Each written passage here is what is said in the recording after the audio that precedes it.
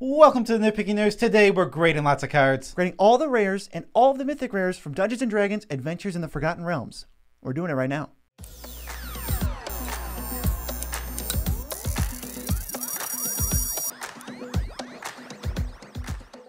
I'm your host, Joe Cherries. I'm your host, Beezy, and that makes us the Nitpicking Nerds. Guess what? Daily content. Deal with it. Go to the TCG player link in the description. Boom. You're helping support the channel by buying cards you would normally buy anyway. Go to the Patreon. Help support us so that we can live our dream every single day of the entire year. Yes. So we're hopping right into this. We're going to take all the rares, all the mythics, excluding legends. We already talked about those in a separate video. And we're going to talk about how playable are they in Commander with our grading system. Beezy, show them the grades. I'm just the grading guy. A's are auto-includes, basically irreplaceable. B's are build-arounds, usually require synergy, but then they're the best card in your deck when they do. C's, they're cuttable. You can play them, but there's usually better options. D's, either don't bother or you got some kind of niche little deck that they go in specifically. An F is usually for the full spiel on it, we'd have this like 2 or 3 minute speech in the first 5 episodes of this series. So go check those out if you want to know more. But I think this pretty much sums it up. And the easiest way to put this is the lower the grade is, the more of a reason you need to play it. If you're going to put an F in your deck, you just need a good enough reason. That reason could even be that you like the card, but you need to really like it when it's an F. Right. Presumably, you care somewhat about what the grade is, either from yourself or from us, because just play what you like anyway. That's always a rule of Commander. Yes. And one last thing before we get in, not talking about budget, not talking about CDH. Those would be 2 separate videos that we're not doing today. Or ever. So let's get to the first rare. It's Adult Gold Dragon. Yes. Adult Gold Dragon is just a simple F. This card is designed for other formats very, very clearly. It's probably decent in some other format, but it's not for our format. I would suggest not playing this, and we're just going to go right to the second one because we don't want to. It has no abilities. Exactly. It has no abilities. It has flying, lifelink, haste. Moving on. Next is Bard class, which we gave a D+. These classes, the problem with all of them is overall, if you get all 3, they're decent. Guess what the problem is, BZ? A lot of setup. It costs like every one of these to get to the top is like, usually it's like 2 or 3 to cast, then it's like 2 or 3 to upgrade, then it's like 4 or 5 to upgrade. That's like 10 mana, and they're just not worth it. I think the exception to that rule is when the class functions as a spell on its face at face value. So like these aren't on the list because they're uncommons, but like I'm thinking of Warlock and Wizard class right now. Warlock class comes down in turn 1 and then it replaces itself. Okay, you're done. Anything else is bonus. And the Wizard class divinations as the first mode. Okay, we did it. But these, you don't get anything until mode 3. I'm not interested. Yeah, they're too slow. Much too slow. Next, we have 5 cards. It's Cave of the Frost Dragon, Den of the Bugbear, Hall of Storm Giants, Hive of the Eye Tyrant, and Lair of the Hydra. These get Ds. I don't think they're very good at all. Maybe some monocolored decks. Definitely, like if they go into a tribe, maybe. Overall, they almost always come in tapped. So you're just not going to want these. Yeah, we're not too big of fans of like the Razor Verge Thicket, Fast Land Cycle. They're okay. They're playable, but those are dual lands. And these are creature lands or man lands or whatever you want to call them, and those are typically never that good.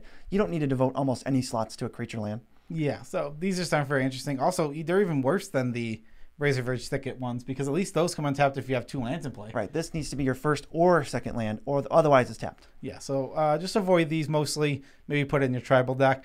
Next, we have Dance Sword. This gets an F. This is awful. It's not a good equipment. It doesn't do anything. Seriously, don't touch it. And making it into a 2/1, what are you ever going to do with a 2/1 creature? I'm not sure. But some of these cards, they're just not compatible with Commander because they don't do anything. And we can move right past them. Next up is Demilich. This is a mythic rare. Well, it's only got about a C+. It's got some applications in other formats. We don't really care. Just telling you in case you wanted to know. But in Commander, it can probably cost like blue. It comes down early, and then it'll help get you some card advantage. I think the best thing, one of the best things about this card is it's going to cost you nothing a lot of times. And when you're just putting this card on the field, you're presenting a threat without spending any mana. You just do your turn normally. There's a lot of turns when you're playing the blue-red storm-esque decks where you just go cast a spell, cantrip, do this, and you're setting up. Maybe you'll go off, maybe you're not, and then like at the end of the turn, you just get this because it's just going to be free because it's reducing the blue. Add in the fact that you can cast this from your graveyard, and you got an awesome card here. I'm thinking this is right at the power level for Commander Cube. Yeah, that's what I'm thinking. And so Commander Cube, if we mention something that's going to go in our commander cube, you don't really have to know what that is, but it does mean that the card's power level is pretty good for a format or a meta where attacking matters. I mean, if you C plus is what we gave this one. It also, I could see it being as high as a B minus. It really just depends. I've not played it, and it's a tough one to judge. But I think it will be mostly cuttable because it's the classic creature problem for your spell deck. I was gonna say that too. It's just so classic. You have a spells deck. This is a creature that's great in your spells deck. How many creatures can you play that are great in your spells deck before your spells deck is worse because you have too many creatures that are great in your spells deck? Yeah, but this card is good, and I would suggest trying it. It's either a C. It can go from, this could range from a C plus to a B plus depending on how it plays. I haven't played it, and it's tough to judge. It could play out as like a budget Snapcaster Mage. Yeah. I mean, yeah. I like when you get to play for 0 mana. That's the deck you want in it. Yeah. All right. Next, Dragon Turtle. I mean, I don't have any interest in really discussing this. There's nothing to talk about. It's not a big deal. It just has an F because it's a limited card. Oh, yeah, this card stinks. Next is Dungeon Descent. There's a lot of good utility lands. This is an F because you can do much better. If you're going to if you have this and you're going to put it in your deck as a utility slot because you don't have anything else, sure. That's about it. Because ultimately, if you can upgrade this for 50 cents to $1. Yeah. There's just so many more better utility lands. I'm not interested in venturing in a dungeon. It's so slow. It's super mana cost. No thanks. It's generally bad by itself, too. You have to care about venturing in the dungeon. And I just think even the dungeons themselves are not super conducive to some deck that just wants to turbo venture. You're basically going in Tomb of the Mad Mage every time because the other two just don't do anything for you. So I don't know what Dungeon Descent's supposed to do. It's kind of like the Monarch is a good mechanic, and the dungeons might be a good mechanic for that deck. But then you have that land that says 4 tap sack, become the Monarch. Nobody plays that card. Yeah, just no good. Moving on to the next one, Fighter class. This is a good class. It enters and it tutors for an equipment. Then you upgrade it, and it makes your equip cost 2 less. So that's going to pay back the mana you put into it. This card is, I think, just good. Yeah, it just seems really good. Obviously, you need to jump through the restriction of, you got to care about equipments, like kind of a fair bit. You need like 3 or 4 targets minimum for this to be worth its slot. Once you have it, it's going to be really good. So it's like that build around sweet spot. Yeah, it's a B. It's a great build around. This can just, there's a lot of decks that already exist in the red-white equipment type decks that just want this card. I was shocked when I was reading this because most of the classes are like, whatever. They're too slow. It's too costly. No, this one just is good. Well, just straight up good. It's the reverse. Some of them are, well, this is really good in limited. It doesn't do anything anywhere else. This is terrible in limited because you just can't rely on that. And then, really good in this other format, which is the one we care about. Yes. So next we have Flame Skull. This is the CSC. It is the most average cuttable card that you'll play in some of your decks. It's cool. It's not flashy. Yeah, it's a 3/1 flyer that can't block. But when it dies, you exile it and another card, and you can cast one of them until end of turn. Yes. Or the top card. Maybe if you got some creature reducers, you can like almost do a weird Storm impression of this. It's fine. It'll go in some decks, but it's not a card you're going to look to play just in general. You need some synergy. Yeah, I think it's a very cool card. As for how good it is, it's okay. Very okay. Next is Flumph, and I'm going to say it's like an F, maybe with an asterisk. If you've got some sort of forced combat deck or maybe like a group hug deck, yeah, Flumph is okay. But in the broader spectrum of most commander decks, it's terrible. Almost no commander deck wants this whatsoever. We're just going to give it an F. Few and far between.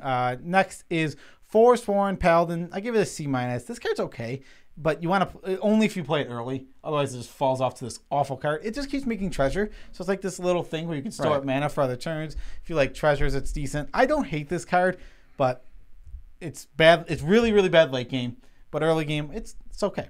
Much like an old treasure, it's lackluster. Yeah, it is lackluster. C minus, maybe trending toward D plus. Speaking of D plus, it's Frog Hemoth.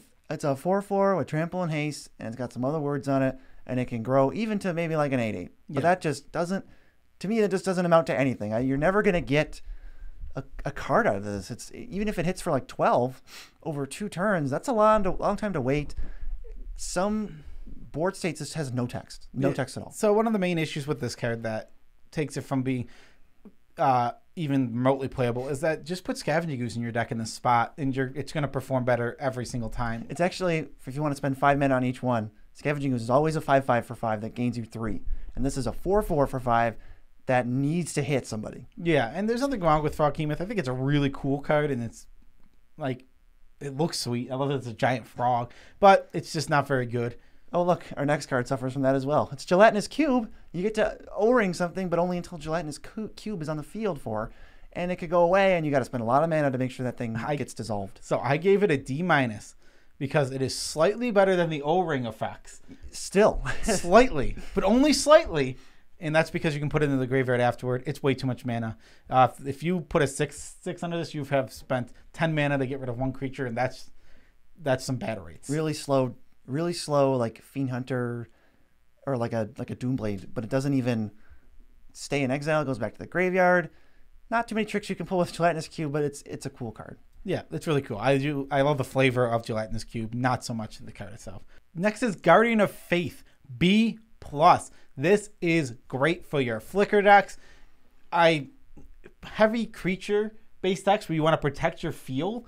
It's instead of having to play an instant or a sorcery, which you have to do a lot, you just get another creature. So like all your we talk about this cards being creatures, like your Beast Whisperers and your Guardian Price, they trigger off this card, and I am a huge fan. Finally, a budget replacement for Teferi's Protection that is legitimate. Like this is going to be similar. Yes, it's going to be very helpful. I think this card is just 2 thumbs up. One of the best cards from the set. Actually, we'll be doing our top 10. This will probably be. I have to imagine it's somewhere on there. It's got to be. This card is very good. Really good, really versatile, and abusable. Just keep flickering it, and your creatures can never die. Yeah. Okay. Yeah, but if you just remember, if you flash it in response to a board wipe, it'll die. It will die, but it'll phase out all your other stuff and save it. Yes.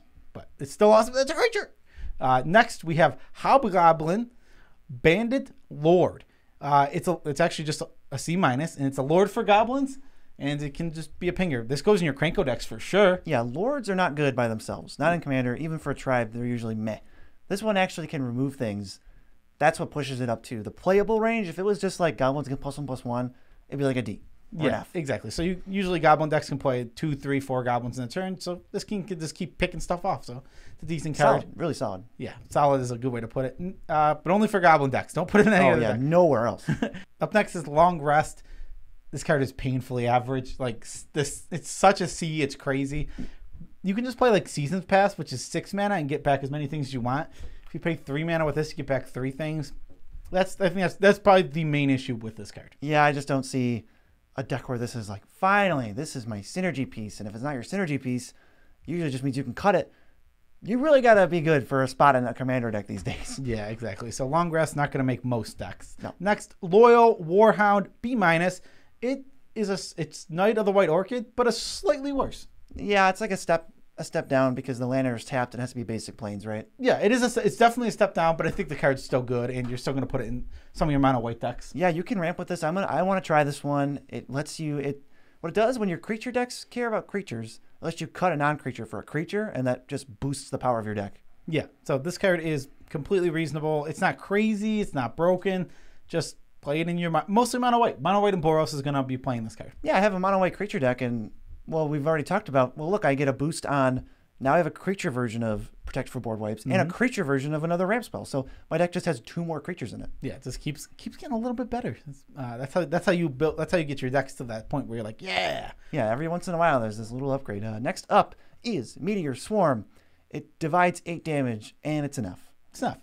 It's not good enough for Commander. That's all there is to it. You can get if you spend like 5 or 6, if you spend like 3 mana, you can probably get a 3-for-1 here.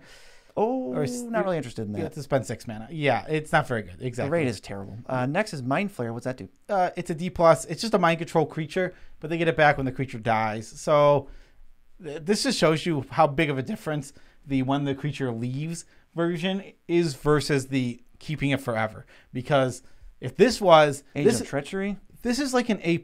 If this is a 5-mana enter, take a creature, and it doesn't go back. But they just get it back, and it's never gonna. There's just the fact is there are so many good mind control effects for a creature like Agent of Treachery. Yeah. Or just play something like Treachery, Treachery, or even mind control is better than this. Yeah, it might be. So I was going to ask you, and I'm not asking for the 5-mana steel creature. Well, that's not a card I want to exist. Is the Mind Flare in Stranger Things better, or this one? I got to give it to Stranger Things. Probably. This card stinks. Yeah. Stranger Things one was like melting people. Yeah. Next is Minion of the Mighty. It's a kobold. that if you get 6 power, it cheats something into play. Kind of, with an asterisk, because like you have 6 power. So how many turns ahead are you cheating this out? I mean, you cheat out a 7-drop. You got to play this on turn 1, and then have like a 2/2, and then like another maybe a 4/4 on turn 3. Then on turn 4, you're cheating out a 7-drop. Maybe that works. I don't know. Yeah, this card's okay, and there's just nothing to say about it. It's so weird, and maybe there's a dragon deck that wants it somewhere. I just don't think so, because not many. We talked about Demilich. It's a non-dragon in your dragon deck. How many non-dragons in your dragon deck? Next. Up next is Monk Class to see. I want you to cast 2 spells. It's not crazy good. It's not bad either, but I'm not looking to put it in most of my decks. Oh, actually, I'm not looking to put it in any of my decks, but I could see a potential home for this card. Second spelling is really easy. It's trivial in Commander, especially when you have your Commander all the time. So half the time, that's your first spell. I think you can get like an Outpost Siege effect out of this, but that I'm only interested in like a weird budget deck, because blue is really good at drawing cards. Yeah, blue is in almost, some might say, the best color at it. It's close. I don't know if maybe it's the best. It probably is the best. Definitely, if you spread out through all the card draw, easily the best. Yeah, that's true. And next we have I think it's Ochre Jelly. Ochre Jelly. This is a Hydra thing that when it dies, you get something half of it. If this did not trigger on your end step, we'd be talking about something awesome here. Unfortunately, it triggers an end step, so it's just meh. Yeah, it goes from having infinite combos and being annoying to just kind of being bad and below rate, so it's a D+. Orb of Dragonkind, also a D. Yeah, this is the Pillar of Origin problem. Man, yeah. It only makes mana for your dragons. Just play a Mana Rock. Just play a Mana Rock. And I understand that there is the other side of sacrificing it to get a dragon from your top 7. That's not worth sacrificing a Mana Rock that can tap for anything. Even your really heavy dragon decks, your 30 to 40 dragons in your deck, there's still 20 spells. Yeah. Those are like the ridiculous decks that are overloaded with dragons. Right. But the spells you're playing are super important. You still want the spells to resolve. They're either going to protect or promote your strategy. So it's just a weird spot to be in, especially when you have stuff like Dragon Horde anyway. Next, there's 3 classes and they're all Fs. So let's just go Paladin, Ranger, and Rogue. I don't think Paladin's the anthem, I think, and Paladin is the anthem. Rogue lets you cast the spells, but you got to pay like 1,000 mana. I'm just not really interested in any all way too slow, and that's all there is to this. All these effects are okay on the baseline, right. Just okay. But the fact that there's so much mana being put into these, there's just you can do better. These are honestly Fs. I would never put them in my deck. I don't think they're nearly good enough. Yes, exactly. And I just keep thinking about Wizard class for some reason. That card's cool and like maybe playable or something. I don't know why. It's an uncommon, but I would probably give it like a C-. Mm-hmm. Next is Skeletal Swarming. It's D. It's a reasonable way to pump out tokens every turn, but it's an enchantment. So maybe I could see this in like a weird Delirium deck. Yeah, I think this card is kind of cool, and if it gets going, it's okay. I think the real issue is it has if this was a commander card, they could word it so each creature that died this turn, you get a skeleton. Now that card's going to be something that can like pile up into like something crazy. Unfortunately, you only get the triggers on your end step, and it's only 1 death trigger, so you can't really go too crazy with it. I think this card is incredibly cool, though. It is cool. I like the flavor of it. They grow and they grow. So if you have a creature die, you get 2 skeletons. Then you have another creature die, you get 4 skeletons. So you spent 2 turns. Now the next turn, you're going to have a reasonable attack with 4 4/1s with trample. So it's reasonable, but you spent a lot of time to get there. And the flavor of this card is Chef's kiss. Chef's kiss. I love that the more skeletons are, the harder they are to deal with. But they're not they're really weak. Yeah. But the more there are, it's incredibly hard to start dealing with them. And the things die, and then they like turn into skeletons. It's so good. It's literally. Up next is Sorcerer class, and it's too expensive to do anything. Don't put it in your deck, just like most of the other classes. After this, we have Sphere of Annihilation. It's like an overcosted Nevinrall's disc, where everyone knows it's coming, and it's not abusable. Right. So those ones we tend not to play. We the deal with board wipes. We have so many good ones. Next is an interesting card. It's not very good, but I think it's really cool, and I'm glad it's here. Tasha's Hideous Laughter. It exiles.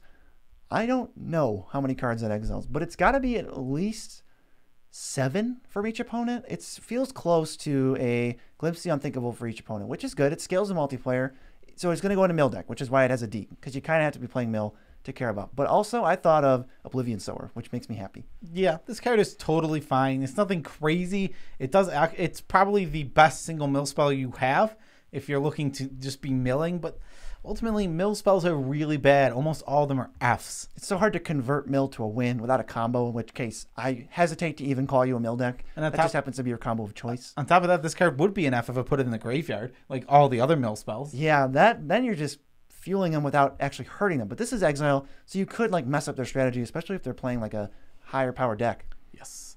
Next, we have Teleportation Circle B-. I really think this card, the fact that it can flicker rocks till maybe you leave up an instant is awesome. The fact that you still get the Conjurer's Clause effect, but at 1 less mana here, it's a huge difference. We talk about in these type of videos how big of a difference 1 mana can be.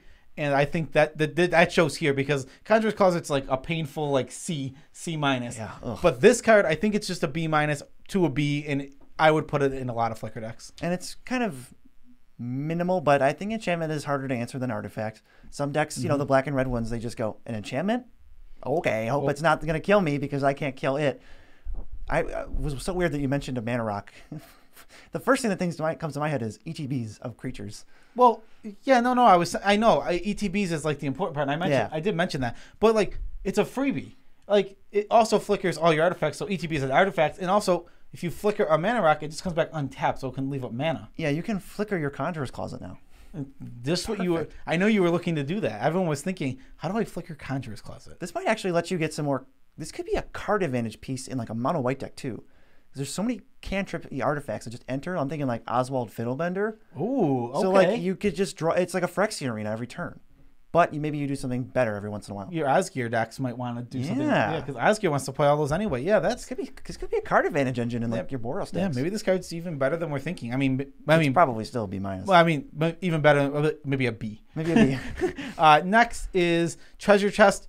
This card is way too slow, and the fact that there is even a chance that I can get nothing out of this card, less than nothing. You can spend 7 mana and lose 3 life. I know it's a 1 in 20 chance. I understand that, but if the fact that can even happen makes it not even want to be touchable. Maybe if the 20 was like something completely bonkers that you just win basically. Yeah, but I'm not interested in the odds aren't great. 5 treasures for 7 mana is mediocre at best. You really want to draw some cards. If your deck can manipulate die rolls, or you have some kind of crazy wanton need to get treasures into play, maybe this is fine. Or you have a flavor deck. Still not. Flavorful. This card is flavorful, but this card stinks on ice. Next is Treasureful. It's a B. It is an artifact land. Yeah. Already awesome. I did not notice that, so I'm glad you told me. That is already super awesome. I love that this doubles. I use the term storage land loosely, but storage lands let you like put counters on them and use that mana later. This makes treasures. Yes. I really do think this card is very good in the right decks. The decks that are going to use those treasures, use the tokens in some way, this card is very good. It lets you even just pass. Do nothing. Hold up mana. Maybe you have an instant, maybe you don't. Yeah. Convert all your mana and save it so that you have all your mana next turn plus half in treasure form. It lets you do something super big. Yeah. So if you care about the artifact land, awesome. If you care about making the treasures, I really think this goes in a lot of different decks. You just need, the reason it's a B, you need the synergies. It's very important to the card. Well, plus, I mean, what's the downside of this card is you cut a utility land for it. It enters untapped. You can find it with Trinket Mage. I'm so in for this. Yeah, and there is the other downside of the card, just to mention it, is that your artifact wipes, like your Vandal Blast, will take this out. So that is definitely a downside to be wary of, but the upside, I think, is much worth it. And you can always troll people by sacrificing it to make 0 treasures. That's true. Next is Triumphant Adventurer. It's a C-. As long as it's bad against token decks, but this is like the most efficient way to actually venture, because whenever it attacks adventures, right, it's a 1/1 with first strike and death touch. They have to have 2 1/1s to like beneficially block it. It's not great, but I think this is the best card for venturing, and it's still a C-. I think on turn 2, if you play this, you're going to get at least 3 adventures, like guaranteed. That's pretty good. C-. C-, and it might be trending more towards D+, D-. It goes in specific decks. It's very specific. You have to care about venturing, and venturing is not good. No, there's not much to get out of it, and that's okay. It's fine. I'm okay with venturing not being crazy. I don't need every set to have 1,000 Dockside Extortionists in it. Yeah, I agree completely. Next, I I think this card is cool, and I want to try it in something. It's true polymorph, and it gets a C- because I don't think it's that insane. 6 mana, you can potentially make it a removal spell, or you can potentially just make your creature the biggest thing. You could turn something else you can do that Beezy's going to try with like Brutaclad maybe, is you can turn like a token creature into like the biggest creature on the field, then Brutaclad that. That's crazy. Yeah, it still is a token, but it's a copy of, your Inferno Titan or something. Yeah, this is overcosted. It's very expensive, but I think there might be some spots where this card will be cool. It looks fun, and it looks like it has potential, so, C- for now. Next, Vorpal Sword, just sitting at a C, because you might have an equipment deck, maybe some kind of rogue evasive combat damage deck. It's a win con on an equipment, which is really cool. Absolutely. But this is another one that just gets that flavor. Yes, please. So cool. Oh, so cool. Play the Vorpal Sword because it's cool. This is a C that is more that we talk about. You need a reason. The coolness is already going to take it to being the most playable C you've ever seen. Yeah, well, it gives a creature death touch, right? It gives so I could see it in a death touch deck. +2/+1, +2/+0 death touch, and then an 8 mana activation if it can sneak through. If you put this on a creature with trample, whoo, you're gonna deal damage. I'll attack with my 6 power trampler. Okay, and you have 8 mana. Okay, so I have to block with 6 creatures. Board wipe. Now they're dead anyway. That's a lose-lose. Yeah. So sorry about my shirt change. Somebody spilled grape soda and grape jelly all over it. So it's got to be in the wash for, I don't know, probably another 15 minutes. I'll definitely have my regular shirt back by the end of the video. Yes. So Circle of Dreams Druid is the card that we're talking about now, and it is a B-. This card is pretty dang good. It just taps for so much mana. Make sure you're putting in your decks where you're going to be going wide, where this can tap for not just 3, but 4, 5, 6, 7, 8, to the moon with this card. Yeah, if you're tapping for 1, 2, or 3 mana, don't even bother playing this. It's just going to be mediocre. If you're tapping for like 5+, this card's going to be really good. If you have ways to untap it, obviously, it can go infinite.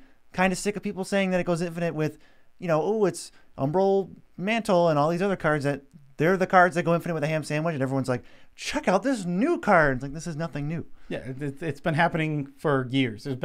This combo has existed with 14 different cards, and now this is the 16th iteration that does it. You know what else it is? Every ETB.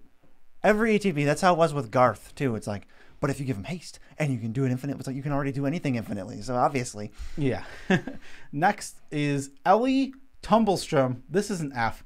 Plussing the Venture in the Dungeon, no thank you. Minusing the Draw a Creature card, no thank you. Seriously, this is no good at all. We know Planeswalkers are the worst type in Commander. They can be attacked. They take forever to get their value back, at least 2 turns. And this isn't any different. So we can move on to Eye of Vechna, which says you got to pay 2 life and 2 mana every turn to draw an extra card. So it's terrible for Exian Arena.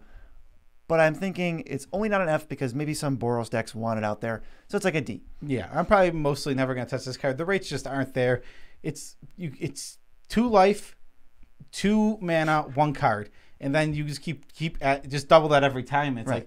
Like, oof, like you get to 10. It's like 10 mana, 10 life, 5 cards. Ooh, that's like Mind's Eye levels. That's at least Mind's Eye is you're not killing yourself while you're doing it too. There's no at least for Mind's Eye. That card is abysmal. It is abysmal. Grandmaster of Flowers, another F, another Planeswalker we can't really do anything with. You can play these if you like them. But I just think in terms of power, they're not going to do anything. Yeah, this card is not good at all. But just copy-paste what we said about Ollie. It's cool, but it's bad. Mm-hmm. Moving on to Hand of Vechna. It's whatever. It can potentially give a creature +7/+7. That's pretty cool. I am just not super interested in this card. It's just a power toughness boost. There's other stuff like this, and it's never been that good. Your equipment spot is so tight.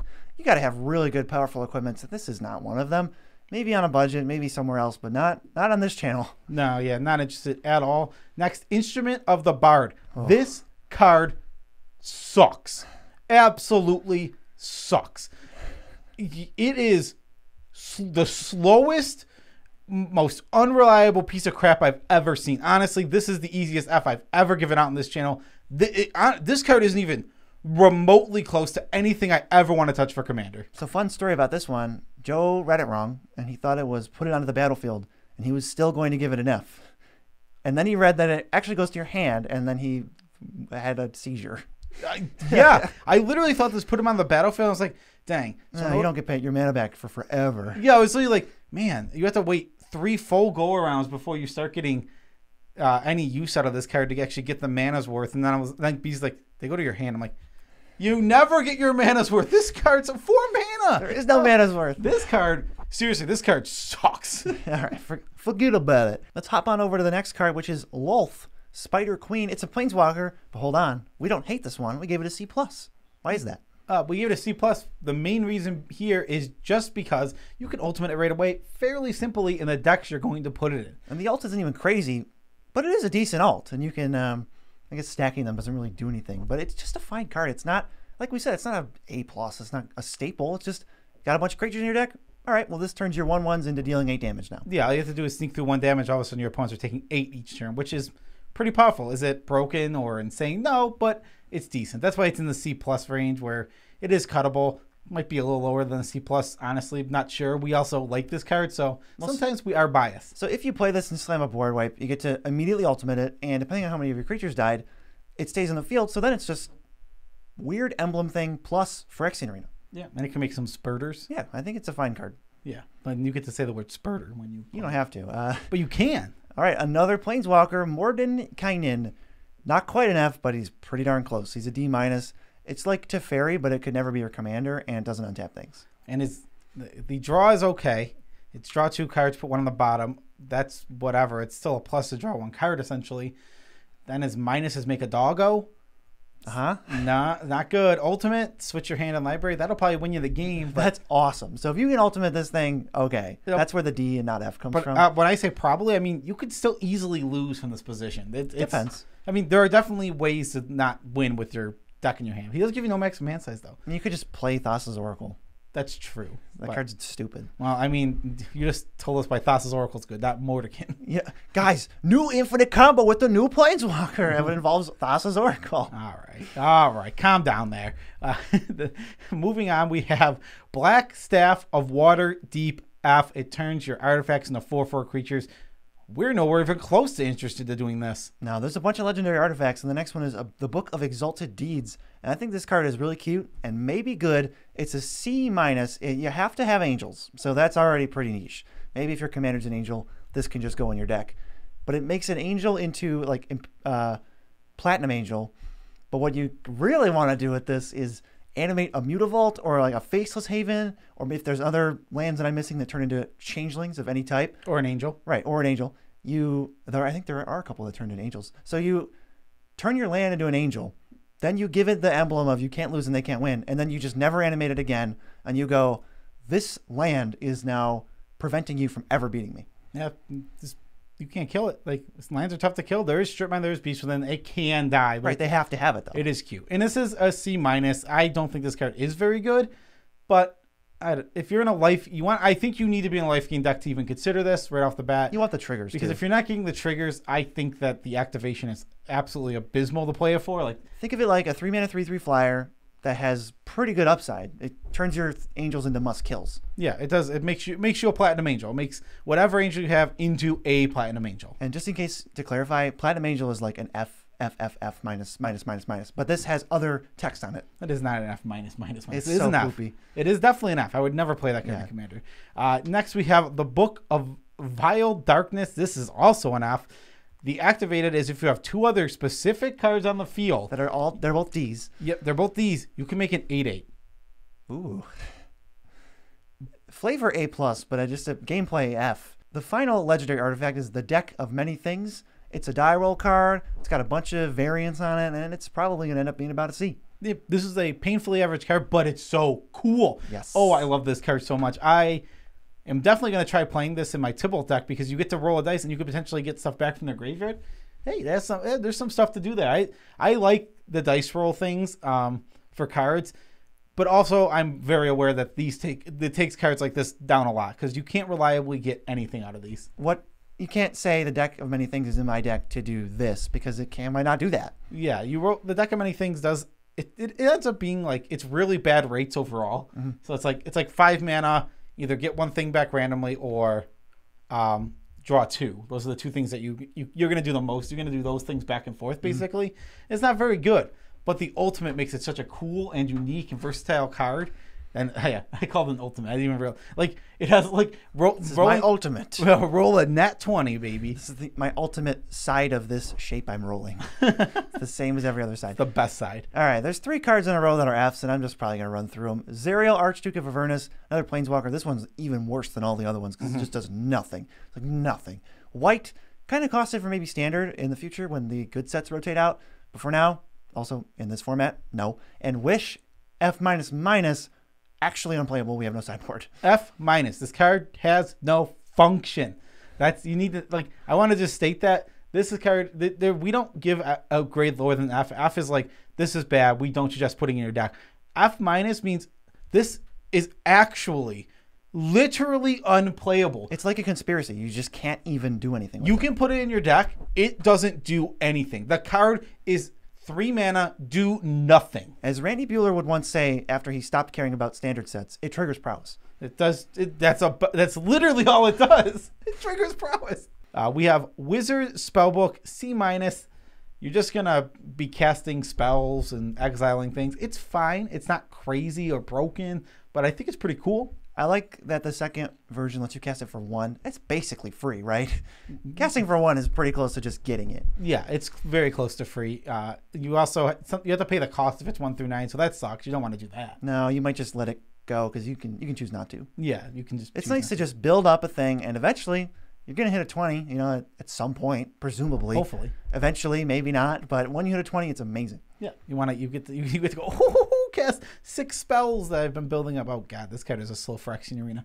But it draws your spells every time. Yeah, it's not, I'd rather have a spell than a card. I agree. This card is much better than Phyrexian. I guess it's not. I guess Phyrexian actually is better than this card, but if you have when you have this on the field, it's better than Phyrexian Arena. All right, Zorn. This card I overlooked, and I ended up putting it into a deck, which you will see on the channel shortly. But it's a C.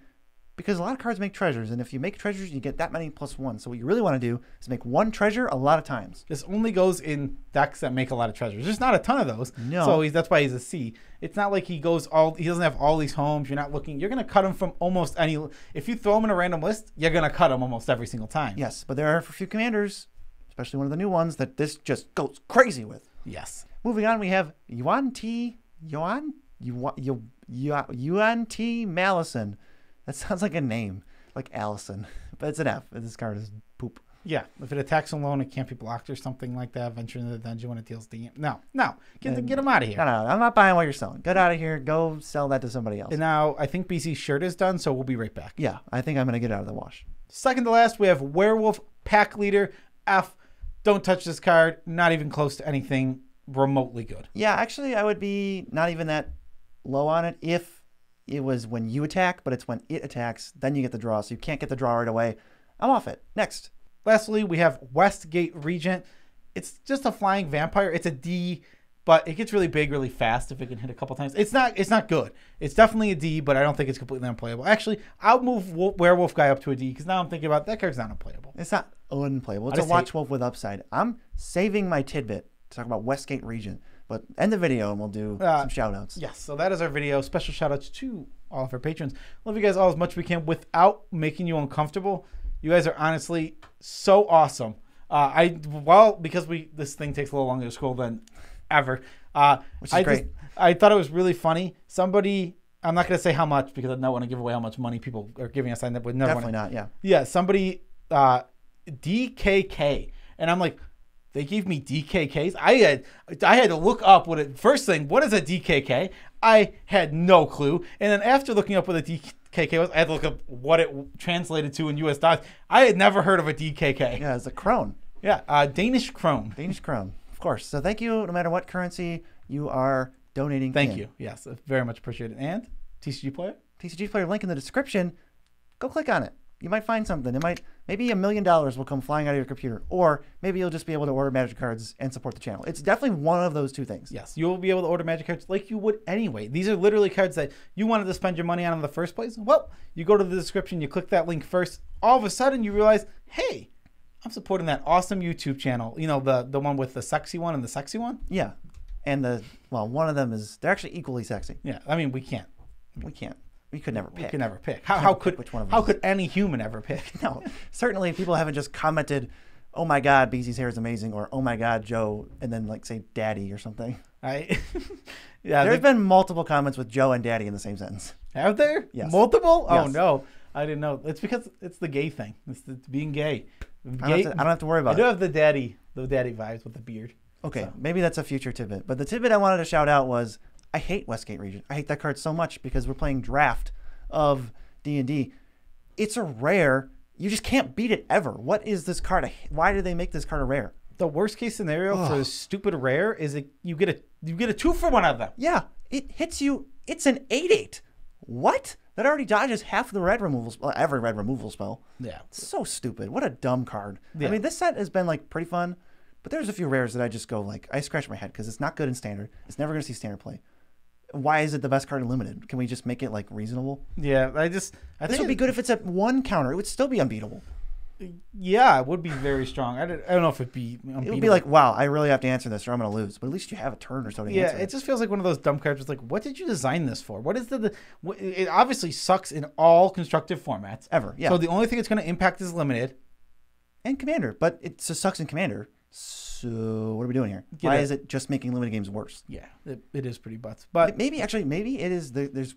I wonder if they have a quota of cards that they just make insane because you do want worse players to beat better players. I wonder if it's that.